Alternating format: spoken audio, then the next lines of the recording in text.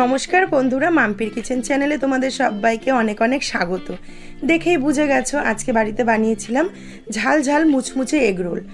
এখানে প্রথমে ময়দাটাকে বেলে নিয়ে তারপর চাটুতে দিয়ে রুটির মতো সেঁকে তুলে নেব প্রত্যেকটা রুটি। তারপর একটা বাটিতে অল্প পরিমাণে লবণ দিয়ে ডিমটাকে ফেটিয়ে 2 চামচ তেল দিয়ে চাটুর উপর ডিমের গোলাটাকে ঢেলে দেবো। তারপর উপর থেকে দিয়ে দেবো ভেজে রাখা রুটিটা, দিয়ে খুন্তির সাহায্যে হালকা করে গোল গোল করে প্রেস করলেই ডিমটা কিন্তু পুরো পরোটার মধ্যে ছড়িয়ে যাবে।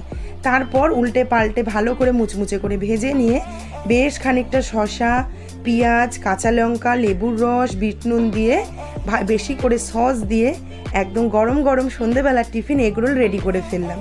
এটা দেখাবার কিছুই নেই, আমাদের মধ্যে অনেকেই আছি কম বেশি বানাতেই পারি, তবুও আজ বানিয়েছি বলে তোমাদের সাথে শেয়ার করলাম। ভালো লাগলে অবশ্যই ভিডিওটি লাইক, কমেন্ট, শেয়ার করে দিও। আর ফুল ভিডিও দেওয়া আছে আমার মাম্পির কিচেনে।